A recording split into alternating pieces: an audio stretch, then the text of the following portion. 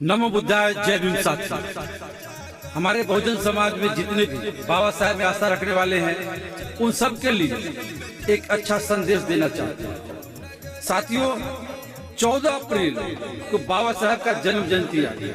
हम सब 14 अप्रैल को बाबा साहेब का जन्म जयंती मनाएंगे, लेकिन शांति ढंग से। देखने को मिलता है बहुत से उपद्रव की तरह उपद्रव करने लगते हैं लोग। मैं उन बहुजन समाज सभी लोगों से निवेदन करना चाहूंगा, जो भी बाबा साहेब में आस्था रखते हैं, बाबा साहेब का जयंती मनाए, पर बिना वजह किसी के छत पे झंडा न बांधे, किसी के मकान पे बिना वजह बिना पूछे झंडा न बांधे, किसी से बगैर पूछे, या कोई भी समाज के लोग हो उनके घर पे उनके दरवाजे पे झंडा न बांधे।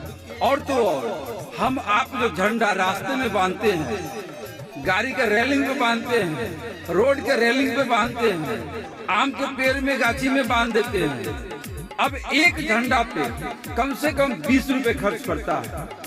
अगर उस 20 रुपए का एक कलम और एक कॉपी हम अपने बहुजन समाज में जरूरतमंद बच्चों को अगर हम प्रदान कर दे, एक कलम कॉपी, तो हमें उम्मीद है वो झंडा से कहीं अच्छा कार्य एक कलम कॉपी करेगा।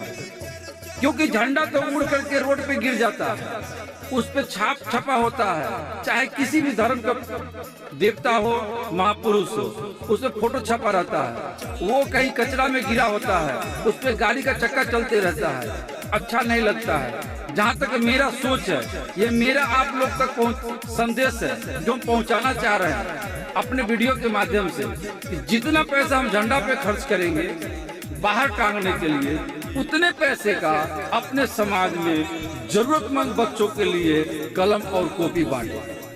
अलावे रही झंडा की बात, तो हम अपने गांव कस्बे में अपने घर पे खुशी से झंडा लगाएंगे, चारों तरफ झंडा लगाएंगे, जिस झंडा का सुरक्षा हम स्वयं करेंगे।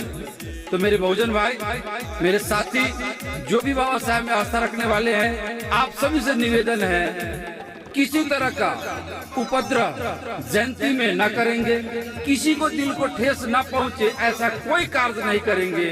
शांति पूर्वक, जैसे हमारे बाबा साहेब शांति पूर्वक रहकर पढ़ लिख करके ऐसा संविधान लिखे, जिस संविधान के जरिए पूरा भारत देश चलता है, पूरा विश्व मानता है, उसी तरह हमें भी शांति से चलना है, शांति के साथ रहना है और जुलूस को शांति पूर्वक मनाना है और उसे यादगार बनाना है। तो मेरे बहुजन भाई, कोई उपद्रव नहीं, कोई आक्रोश नहीं, कोई नशा पान नहीं, किसी तरह का कोई घटना नहीं घटना चाहिए, और शांति पूर्वक अपने समाज में, अपने प्रखंड में, अपने जिला में बाबा साहेब का जन्म जयंती मनाएंगे और एक इतिहास रचेंगे। तो फिर से निवेदन करते हैं, रोड पे झंडा, पेड़ पे झंडा बांधने से अच्छा है उस झंडे के पैसे से जरूरतमंद बच्चों को कॉपी कलम बांट दो। धन्यवाद।